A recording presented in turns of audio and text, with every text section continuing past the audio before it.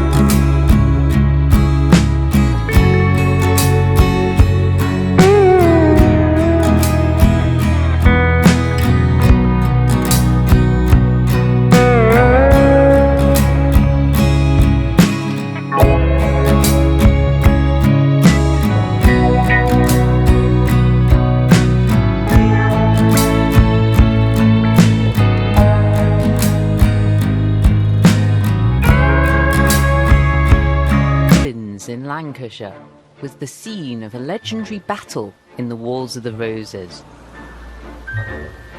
The fighting began with volleys of arrows, but then, to their horror, both sides realised that they'd run out of ammunition. In desperation, the Lancastrians grabbed some makeshift weapons. They happened to have a supply of their local delicacy, black puddings from Bury. And with these, they pelted the Yorkists. But as luck would have it, the Yorkists had their own supply of missiles, Yorkshire puddings, with which they bombarded the Lancastrians.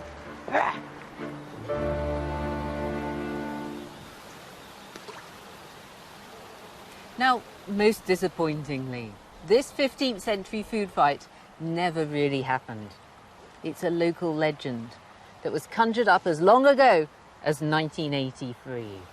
But what the Battle of Stubbins Bridge does tell us is that although the dates and the details might be hazy, the Wars of the Roses are still alive and well in what you might call our national memory.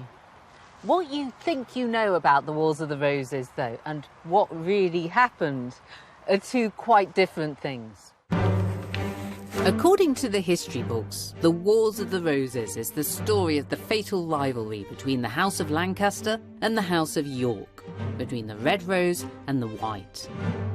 But the saga of a country divided by 30 years of bloody wars and deadly hate was largely invented by the Tudors, then spun into the dynasty's foundation myth by the greatest storyteller of all, William Shakespeare.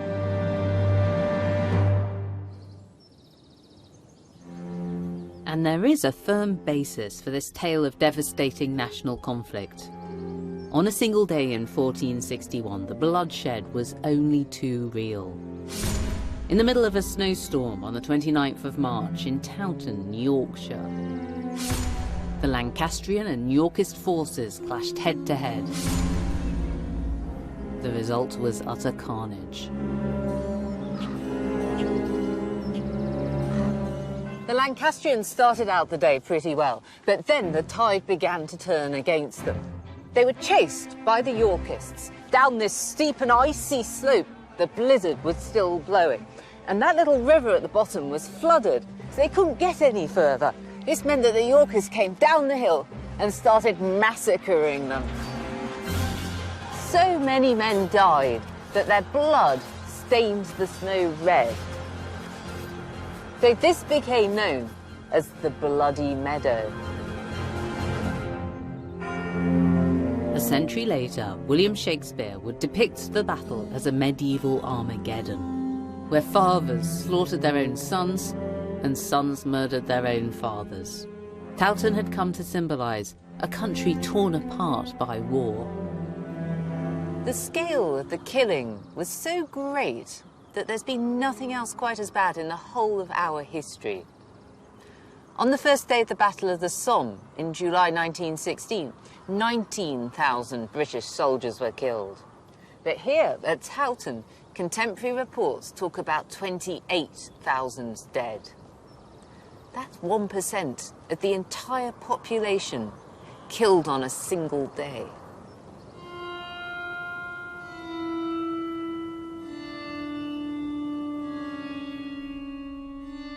"20 years ago, Bradford University's archaeology department revealed the true barbarity of the fighting when they uncovered the remains of 43 men killed at Towton. George, we've got 5 skulls of people here on the table. How was this gentleman finished off here? It's kind of square. That is with a horseman's hammer. But this particular skull has another sign of extreme violence inflicted with a pole axe. The head was forced down into the spine, so the skull has actually shows signs of splitting. This sort of desecration of the body, that's actually robbing them of life in the next life. You're disfiguring them and they can't be resurrected. This battle is truly horrendously brutal. But is it the norm for the Wars of the Roses? No, it was exceptional. Certainly in the enormous number of people who fought and died at Towton. I think people might have the impression that they were just fighting for decade after decade after decade. But within this period, how many battles actually were there? Well, there were skirmishes, but in terms of real battles, around about 8. The feud between the houses of Lancaster and York did fester for 3 decades. But the idea that this was a period utterly ravaged by all-out war, well, that's just historical fiction. Yes, Towton was a truly brutal battle, but it was also unique. The other battles in the Wars of the Roses had much lower death tolls. And the idea that the country was totally consumed by war is wrong. Some historians argue that out of the 32 years of the Wars of the Roses, the fighting only lasted for a total of 13 weeks. That would mean that there were months, years, even a whole decade when England was at peace. The reason we talk of this era as the Wars of the Roses isn't an accident. It's the story told by the winning side, the history the Tudors wanted us to remember. It began with their account of the battle that brought the war to an end, the Battle of Bosworth. The Lancastrian Henry Tudor emerged as a victorious hero who'd ended 30 years of bloodshed. He'd saved the nation from a villainous tyrant, the Yorkist King Richard III. The Tudors made sure Bosworth would be remembered as the ultimate clash between the forces of good and evil. Helped along by William Shakespeare, who relished their juicy tale, the battle has been so mythologized that it's hard to sort fact from fiction. Historians used to think that the Battle of Bosworth took place about 2 miles away, over there, up on top of the hill. But over the last 10 years, all sorts of interesting finds have been emerging from the fields immediately here. That's things like parts of 15th century swords and badges and about 40 of these fantastically deadly-looking cannonballs. The battle must have taken place here. Now, despite this confusion about its location, a myth, a legend has grown up about exactly what happened that day.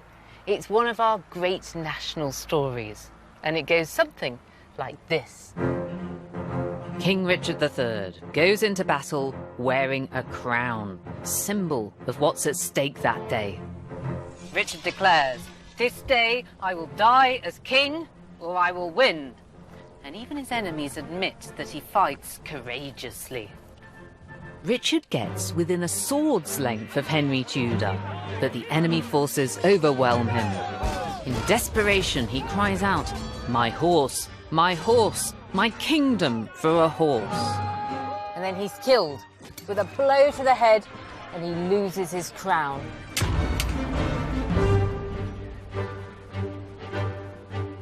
After Henry's victory, Richard's crown is discovered in a hawthorn bush, and Henry is crowned with it on the battlefield.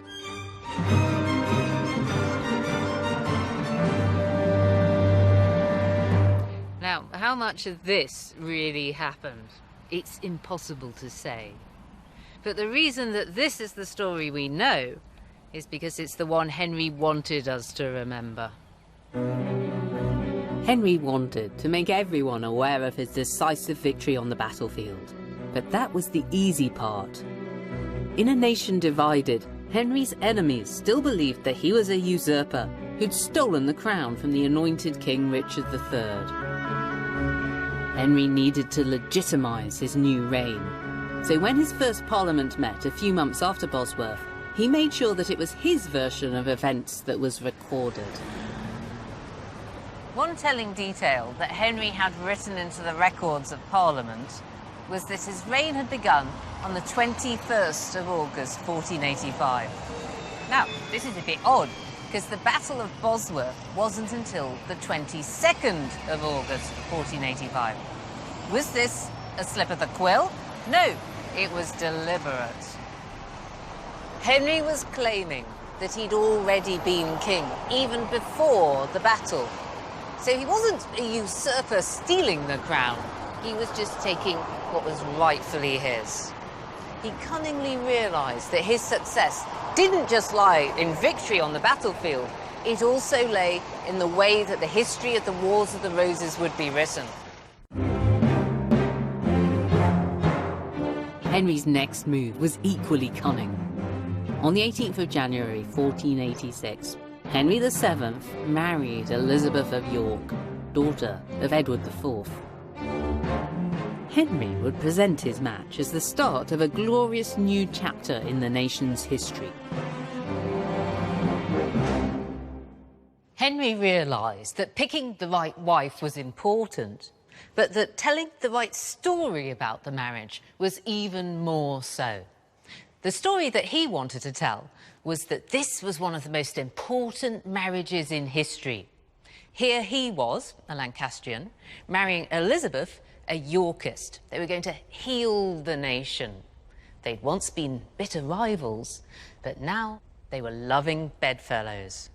But his cunning storytelling had another advantage too. It glossed over the very inconvenient fact that an awful lot of people thought that he had no right to the throne at all.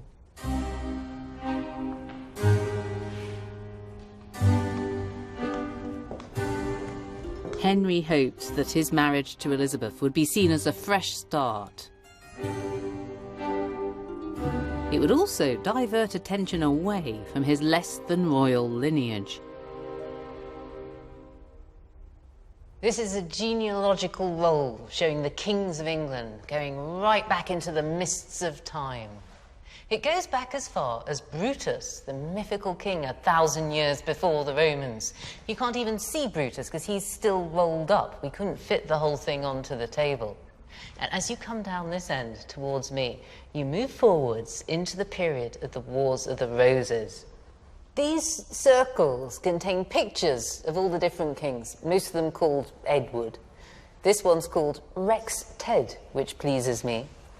As we get down here, we have some Henrys. Henry VI, here's another Edward, here's Richard III, and then the main red line peters out.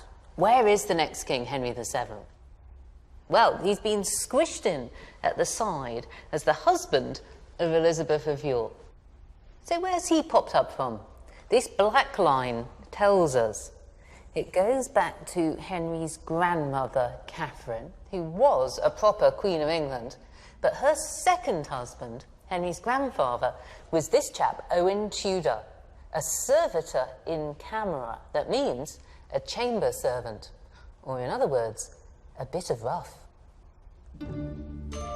This family tree reveals Henry's dirty secret. The fact that his claim to the throne was decidedly dodgy. It won't surprise you to learn that the scroll belonged to a family who didn't like Henry, the De La Poles. They were plotting against him. The document also explains why he had to marry Elizabeth. She really was royal. She was the daughter of a king, whereas Henry himself was just the grandson of a servant. But this isn't the tale that Henry would tell us if he were here. He didn't present his marriage as a matter of political expediency. He described it as an extraordinary act of reconciliation. Henry made his marriage, the union of the houses of York and Lancaster, into the centrepiece of a super successful propaganda campaign to secure his new dynastic ambitions. This really beautiful book is a medieval anthology of poetry, prose, and advice for educating a prince. But it's best known for its wonderful illustrations, including this one at the Tower of London.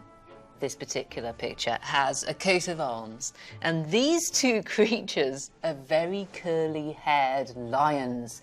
They're black now because they've tarnished, but they were once silver, and they were the silver lions of King Edward IV. They show that this book was once in his library. The Yorkist King Edward won the throne in 1471 after defeating his Lancastrian opponents. This time in the border, we have got red and white roses representing the House of Lancaster and the House of York and their rivalry in progress at the time, the Wars of the Roses. The odd thing, though, about this illustration is that during the actual time of the Wars of the Roses, when this manuscript was first produced, the red rose had nothing at all to do with the House of Lancaster.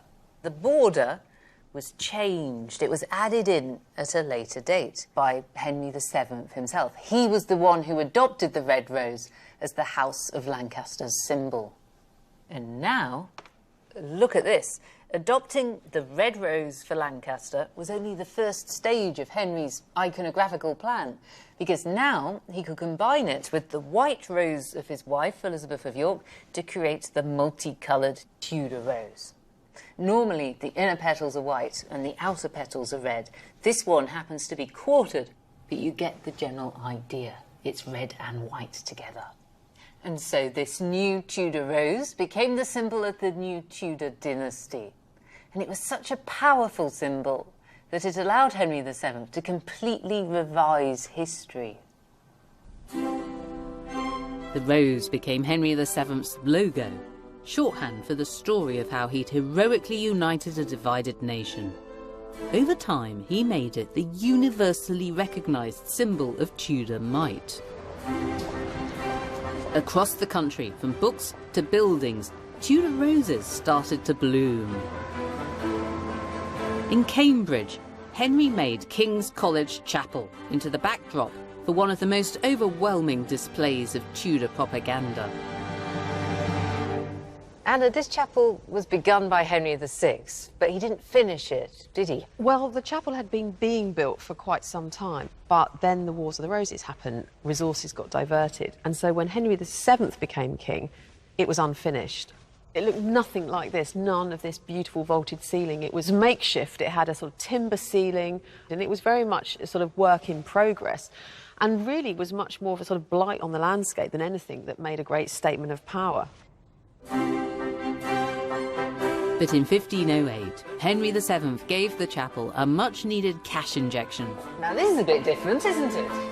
Henry died the following year, but his financial backing ensured that the chapel was completed and decorated according to his Tudor vision. It's fantastic. I mean, it's the story, really, of Henry VII's journey to the throne. It's his claim to the throne. We have the greyhound, which is the symbol of Margaret Beaufort, his mother.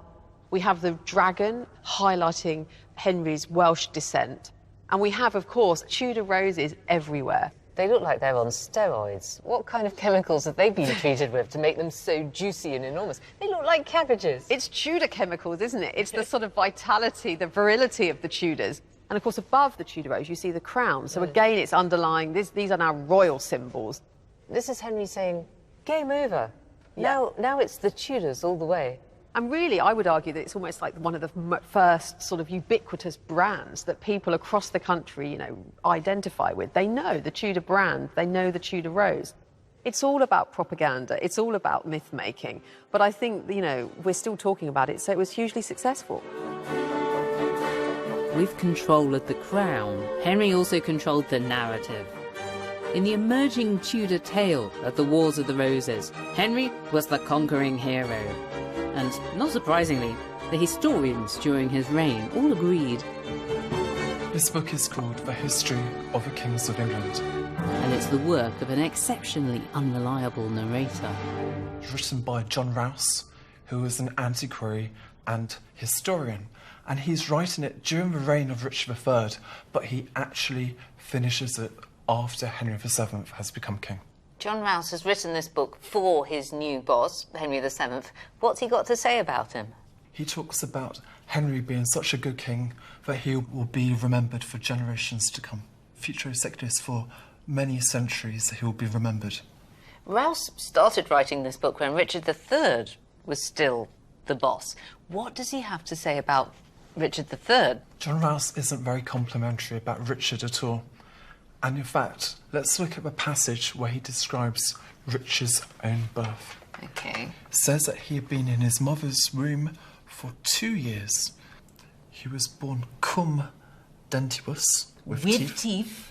Et capillis ad humerus. So that's hair to the shoulders. To the shoulders. Very hairy. And then there's this slightly mysterious word that could be talons. Talons, which was quite creepy, isn't it? That's very monstrous. And then it says he was born under the sign of Scorpio, and he continued to behave in life like a scorpion. This is a really striking vilification of Richard III. Is this the first one? Does it all start here? Essentially, yes. The demonisation of Richard is taking place here. And in fact, later down on this particular page, Rouse accuses Richard of committing several murders, including the murder of his own wife, the murder of his nephews, and also the fact that he had killed with his own hand Henry VII.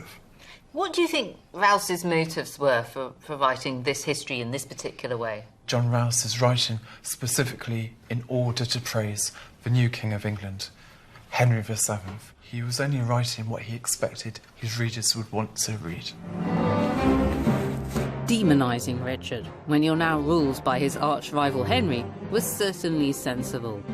And Tudor historians onwards went to town. Richard III was said to be malicious, wrathful, and envious as a king. He was also a lump of foul deformity, ill-featured of limbs, and hard-favoured of visage. As Rouse reveals, telling the truth was less important than pandering to the right master.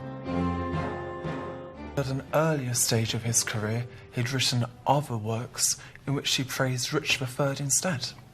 This document is called The Rouse Roll, and John Rouse actually made it for presentation to Anne Neville, who was the wife of Richard III. We've got the same historian, John Rouse, writing just 3 years earlier. While Richard III is still King of England. This is Richard himself, and in fact, he's described here as the most mighty Prince Richard, King of England and of France, and Lord of Ireland. And then it goes on to say that he got great thank of God and love of all his subjects, rich and poor, and great love of the people of all other lands about him. So this couldn't be any better, really. He's a fantastic king. He's doing a great job and everybody loves him. And physically, he's not what I was expecting at all. There's no sign of a hunchback here at all, is there?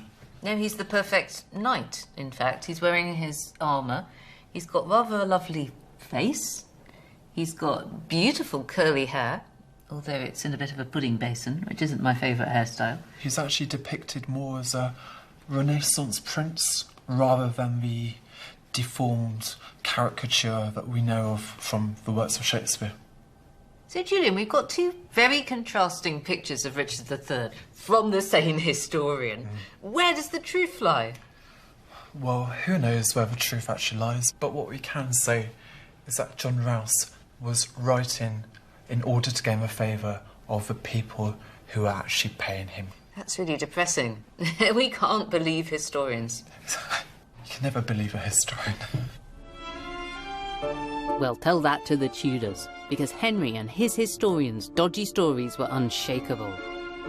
When Henry VII died in 1509, and his son Henry VIII succeeded him, the new Henry didn't abandon his father's dynastic founding myth. Far from it, he embraced the tale and made it his own. Unlike his father, the new King Henry hadn't had to fight for his crown, and there were no questions over his right to rule. But he still emblazoned the dynasty's new symbol, the Tudor Rose, onto one of the country's most formidable institutions, the Yeomen of the Guard. I think I might have a better codpiece than you. I think you might do. Alan, I'm clearly wearing the trousers of a muscular giant, like yourself. When were the Yeomen of the Guard formalised as a body of men? Well, that was after the Battle of Bosworth in 1485. Henry VII, of course, defeated Richard at that battle. And having defeated him, of course, was pretty much worried for his own safety. Yeah. And so then formed up to 300 Yeomen of the Guard. Henry VIII adopted his father's yeoman guards and increased their number to 600. When Henry appeared on important occasions, he'd be surrounded by this magnificent troop. Show me my Tudor version. Henry also introduced the yeoman's iconic scarlet uniform, and a modern version of it is still worn today. And you're going to slip into something equally comfortable yourself. Yes, I am. One arm in. Now, let's discuss our chests. OK. On my chest, I've got a Tudor rose, but it's going to become the Rose of England. It is indeed. It's still there 500 years later. This is a symbol that's really endured, isn't it? Absolutely. And that's a very fancy thistle. Introduced when King James VI of Scotland became James I of England. Of course, over here, the shamrock, which was introduced on the Act of Union. So you have the whole of the United Kingdom on your belly. We do. Superb. Are we ready for our photo opportunity? Indeed.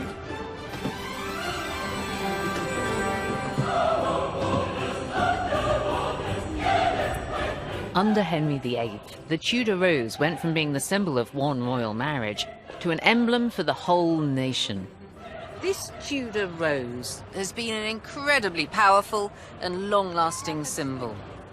You'll still find it today representing England on the Queen's coronation dress, on the Duchess of Cambridge's wedding dress, and you might even find it in your pocket because it's still on for 20p.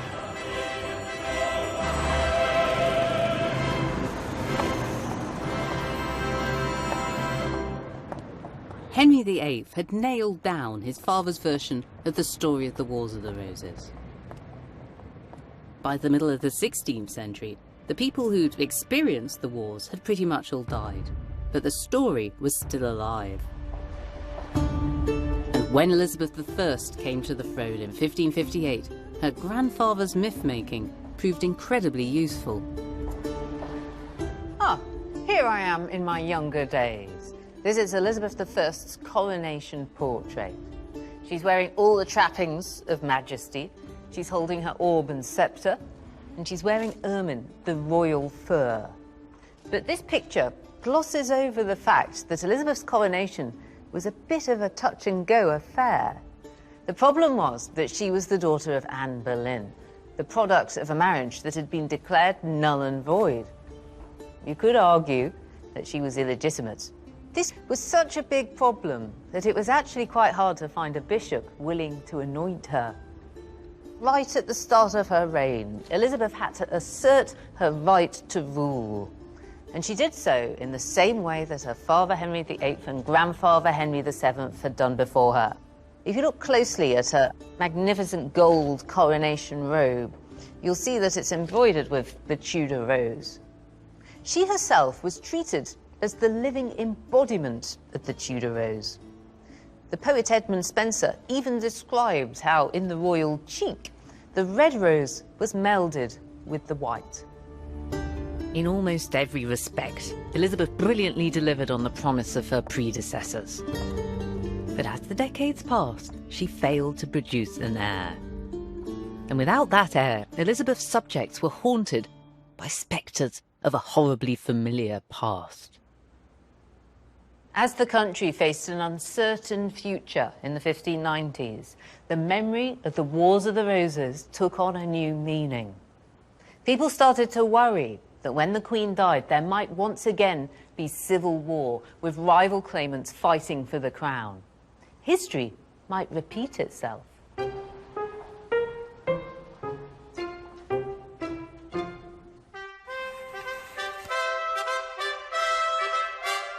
At the end of the 16th century, the history play transformed Tudor fibs into compelling fiction. For the nation's greatest playwright, William Shakespeare, The Wars of the Roses had all the ingredients for drama. And with his Machiavellian plots and his murderous villain, he wrote the conflict's definitive script. Henry VI, Part 1, was the first of Shakespeare's plays covering the wars, and it proved a very palpable hit. One of the play's best-known scenes is set in the gardens of Inner Temple, one of the inns of court. It's the very start of the conflict, and the leading nobles are deciding which side to fight for, red or white. Richard, Duke of York, is going to challenge the King, Henry VI, for the crown. And he tells his supporters to pluck a white rose. The Duke of Somerset, who's on the King's side, he tells his supporters to pluck a red rose. A bleeding rose, he calls it. And at the end of the scene, the Earl of Warwick prophesies the bloodshed to come. This brawl today in the Temple Garden, he says, shall send between the red rose and the white 1,000 souls to death and deadly night. The scene became famous because it neatly turned the messy reality into a straightforward struggle between red and white. And it went on to inspire an Edwardian painting, which is one of the war's most celebrated images. This floral, phony war preceding the actual fighting didn't really happen. But nevertheless, you'll see pictures of it in history books. And that's because Shakespeare's fictional version of the Wars of the Roses is such a good story, it's so powerful, that it trumps the truth. From John Rouse's character assassination of Richard III onwards, Shakespeare found his history books packed with tales of the conflict. They were ripe for recycling. After Henry VI, Parts 1, 2, and 3, came one of his masterpieces, Richard III. Andrew, this is an early, very early, collected edition of Shakespeare's works. And it's split into the comedies and the tragedies, but then also the histories. Is that a new category of play? There have been history plays before, but Shakespeare's one of the first writers who writes a sustained number of histories. The Henry VI plays are blockbusters. Parts 2 and 3 are written first, and they are so popular that Part 1 is then written afterwards. It's the first kind of trilogy that we have surviving. So it's a history, it's not funny, it's not sad, it's a bit of both. So you can do what you want with a history depending on what the facts tell you. You don't have to stick to the facts, You don't goodness quite me. have to stick to the facts, no, that's How right. old-fashioned of you. How does Shakespeare go about taking history and turning it into fiction? What's his method? Shakespeare's very much a magpie. He uses bits and pieces from history as he wants to. He uses chronicles like Holinshead, which was one of the most important of Tudor chronicles that shows the triumph of the Tudors. Sometimes you can catch him in the act of being inspired by these histories, can you? Oh, certainly. There's this passage which describes Richard III. He was small and little of stature. So was he of body greatly deformed, the one shoulder higher than the other. His face small, but his countenance was cruel. A man would judge it to savour and smell of malice, fraud and deceit.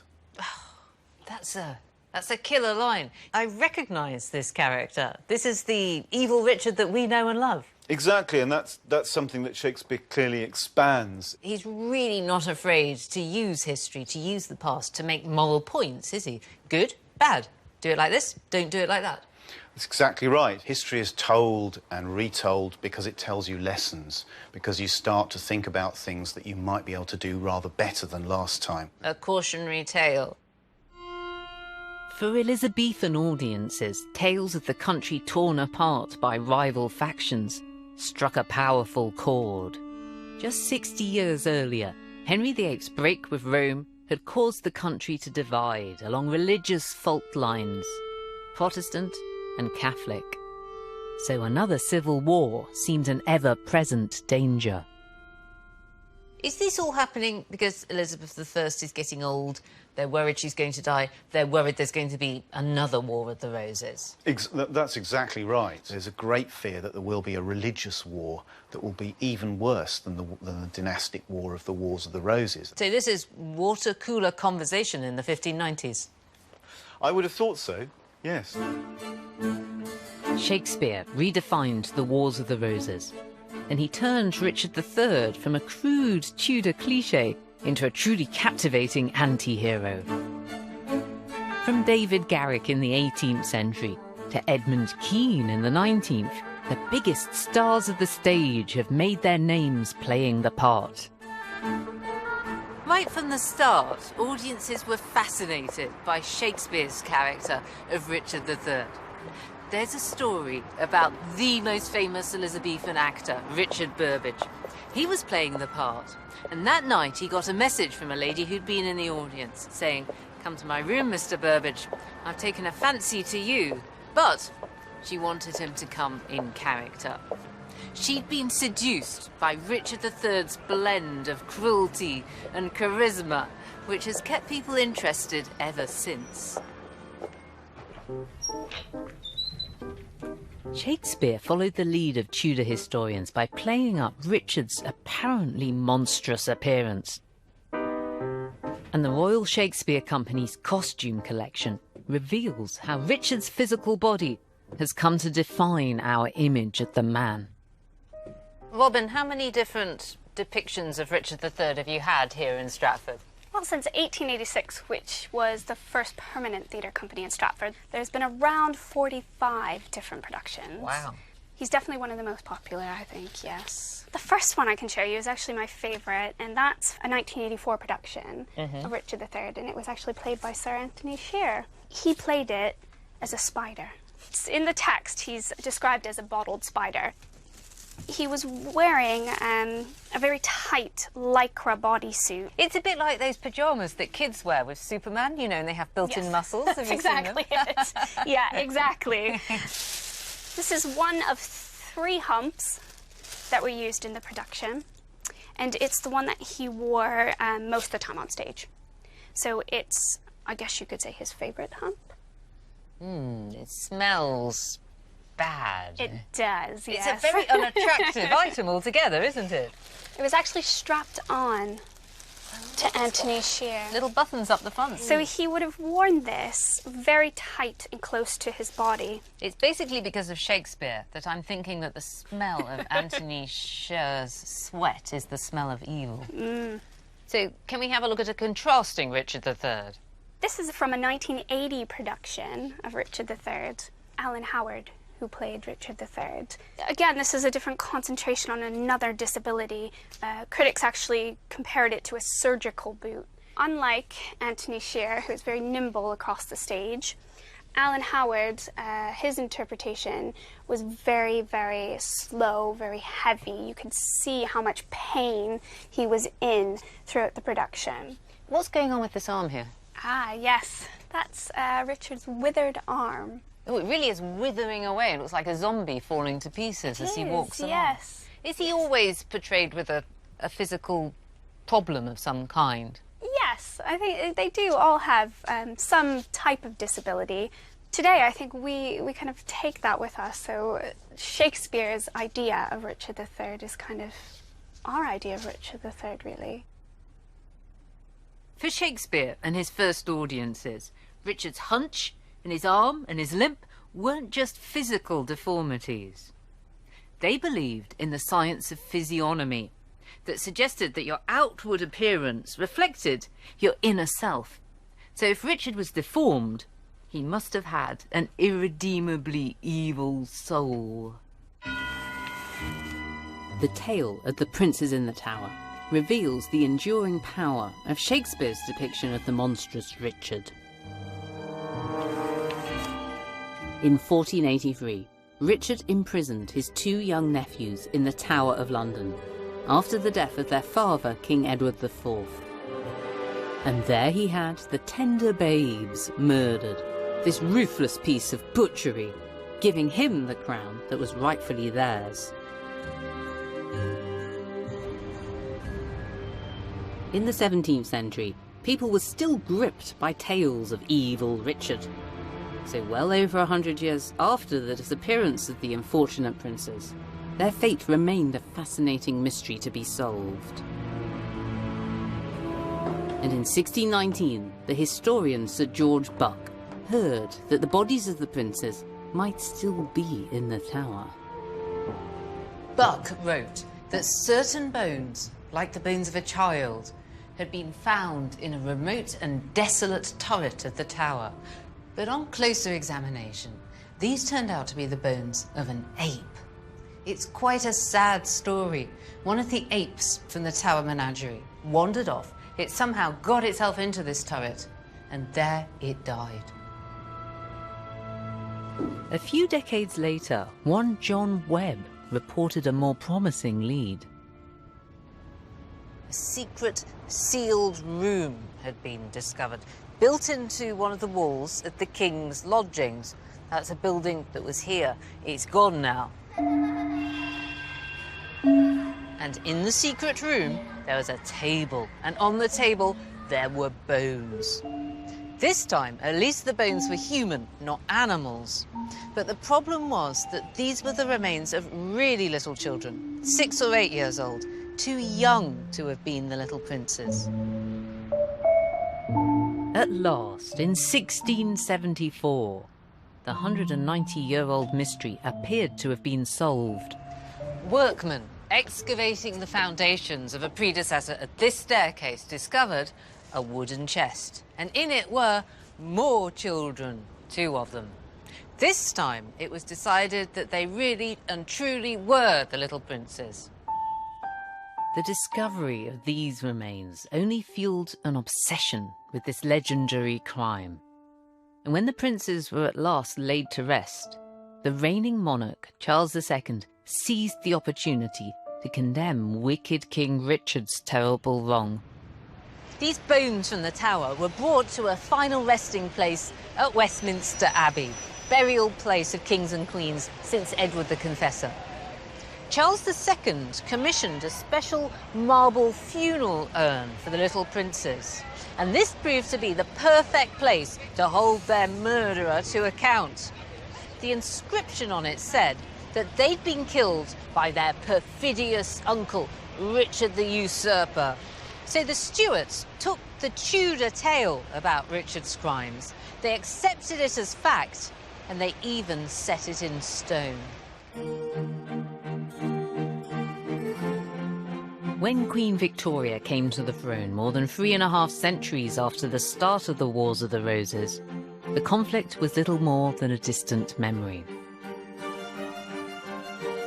And the Victorian vision of medieval England was shaped by the best-selling novelist Sir Walter Scott. His rip-roaring tales of knights in shining armour were full of historical fantasy, but very short on historical fact. To 19th century romantics like Walter Scott, the Wars of the Roses represented the Middle Ages gone wrong. Scott wasn't very fond of the period. Out of more than 20 novels, he only set one in it, the rather obscure Anne of Geierstein. And he doesn't make it sound very nice. England is torn and bleeding. There are piles of slain bodies and quite a lot of drenching in blood. To Walter Scott, the Wars of the Roses had too much brutality and not enough chivalry to be a bestseller. But what Walter Scott did do for the Wars of the Roses was give it its name. Listen to this. He talks about the civil discords so dreadfully prosecuted in the Wars of the White and Red Roses. This is more than 300 years after the ending of the conflict, but this is the first time that anybody's called it that. Most Victorians didn't question the well-established mythology of the Wars of the Roses, and they enjoyed a spot of Shakespeare as much as their predecessors.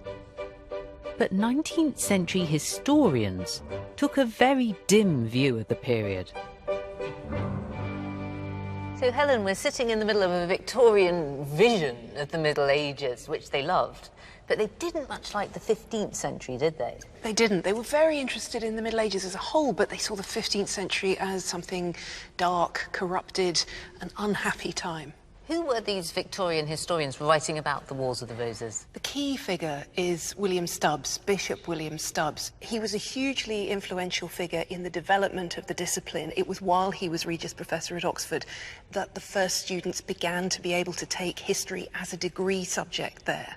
But he was also a clergyman. He ended his life as Bishop of Oxford. He could really turn a phrase, couldn't he, Mr. Stubbs? Yes, certainly. The 15th century, in Stubbs's view, goes something like this.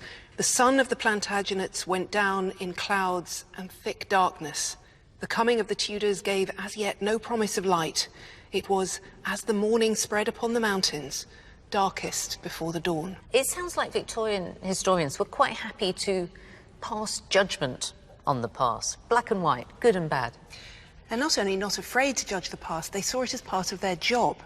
For historians like Stubbs, their Christianity was an intrinsic part of what it meant to be a historian. So they needed to look in the archives, they needed to find out the information. They were great scholars, but then they needed to stand back to assess what they'd found and stand in judgment on it.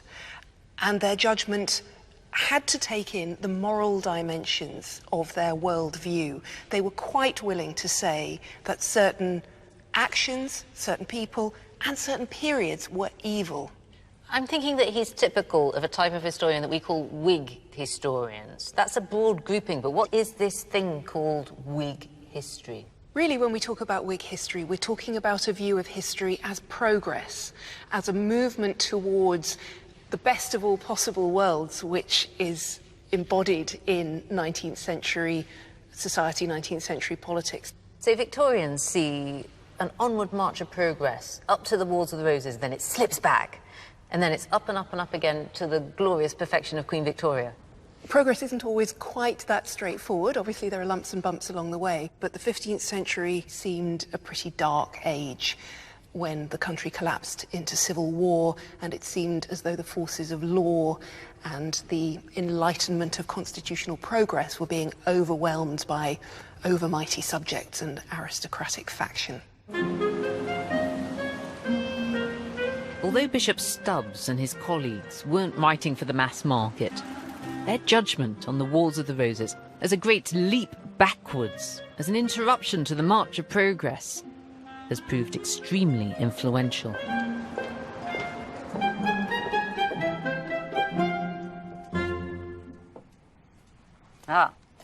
Now this is perhaps my favourite history book. It's called 1066 and all that, A Memorable History of England.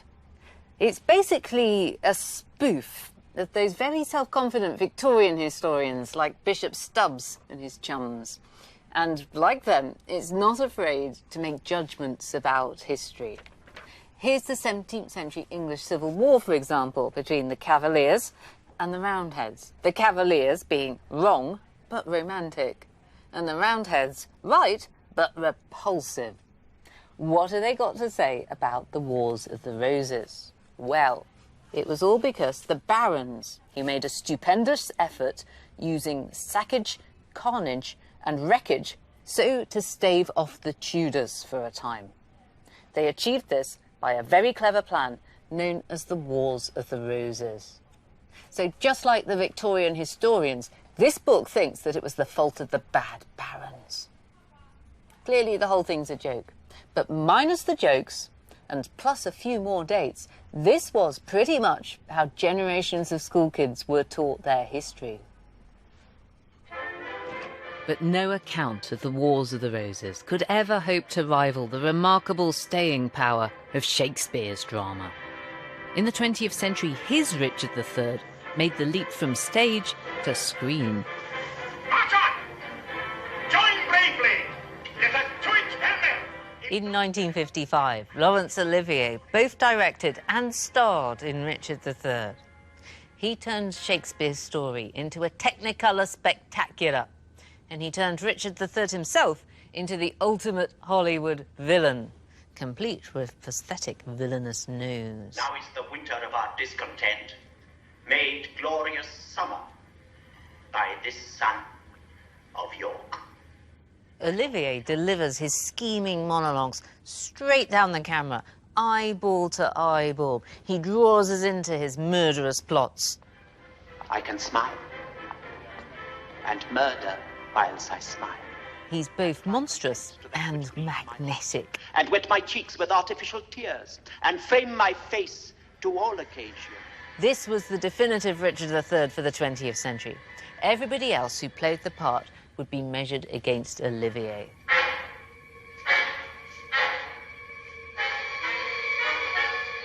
In America, the film was shown on television the same day that it opened in cinemas.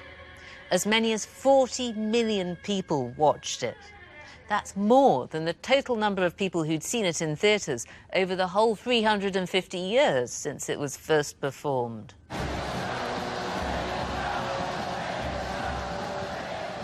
"40 years after Olivier, Ian McKellen played Richard III as the greatest tyrant of them all, Adolf Hitler.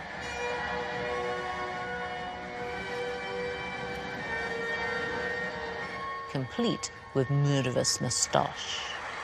Now is the winter of our discontent, made glorious summer by this son of York.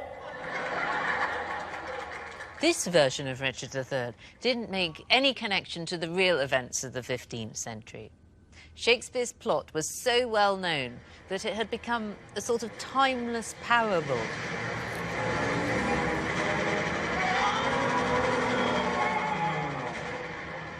Richard III had become the biggest baddie in history, and the Wars of the Roses symbolised a nation's darkest hour.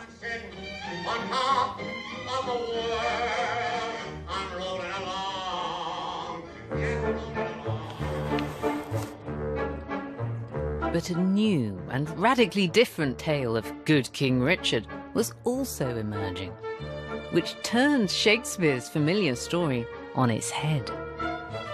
In 1924, the Richard III Society was founded to counter what they saw as outrageous Tudor lies and to paint a much more flattering portrait of Richard. Their Richard was a good lord and a mighty prince, and he definitely didn't have a hunchback.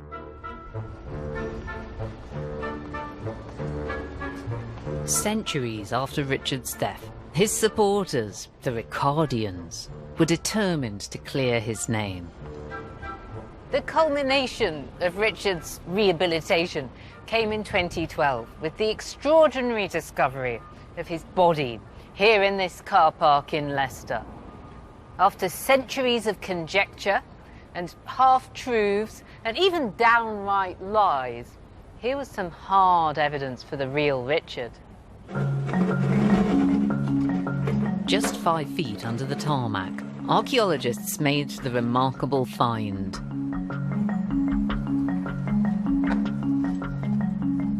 The Ricardians were delighted finally to lay eyes on their hero. But even from a quick glance, it was clear that this man did have an abnormal curvature of the spine. In a battle where opinions mattered more than facts, Richard's physical imperfections didn't shake the Ricardians' conviction. In the Wars of the Roses, the wrong man had come out on top. For them, the final twist in the tale is that Henry VII, not Richard, was the true villain of the piece. To the Ricardians, the triumphant Tudor was nothing more than a ruthless usurper who had slandered Richard's good name. As Henry VII faced their wrath, his defenders rallied round. In 2013, another royal fan club was born, the Henry Tudor Society. So Nathan, what is this? It's a small representation of a statue that we're hoping to put up in Pembroke. I feel that Henry Tudor is an overlooked monarch. Since Richard III was dug up, there's been a bit of sort of rehabilitation of his reputation. Do you think this means that inevitably Henry Tudor's gone down? Unfortunately, yes, it does seem that way. For one king to become unmaligned, it seems that some feel that another has to become maligned. So how many members have you got? Currently, there's 12,000 people on my Facebook page. Wow. And how many has Richard III got then? Shall we? Let's compare. Did you say you've got 12,000? I have 12,358 Oh, as of today. I hate to tell you this, Nathan, but Richard III has got 16,000. He is ahead of you, but not by much. Not by much. We're hot on your tails, Richard. And is there sort of tension between the two societies? How do you get on together? Not well, I imagine. If you believe some things you read on Facebook, this man was a monster, a usurper, a ruthless, evil king. But in my opinion, this was a king who was without doubt the cleverest man to ever sit on the throne of England, and he was recognised throughout Europe as a generous family man. The need to find a hero and a villain of the Wars of the Roses remains as strong as ever. In 2015, 530 years after his death on the battlefield at Bosworth, Richard III was finally laid to rest in Leicester Cathedral, in a tomb fit for a king. Ironically, the discovery of Richard's curved spine shows that what had seemed to be the most outrageous piece of myth-making of all, the hunchbacked king, was close to reality. But fascinating though Richard's bones are, they can't really tell us what sort of a man or what sort of a king he was. Because history is more than a series of dates, facts, and bones. It's a collection of stories. And all stories reveal just as much about their authors as they do about the heroes and the villains they portray. While Richard has been laid to rest, the story of the Wars of the Roses certainly hasn't. Next time, I'll be exploring the Glorious Revolution. Was it really glorious? And was it really a revolution?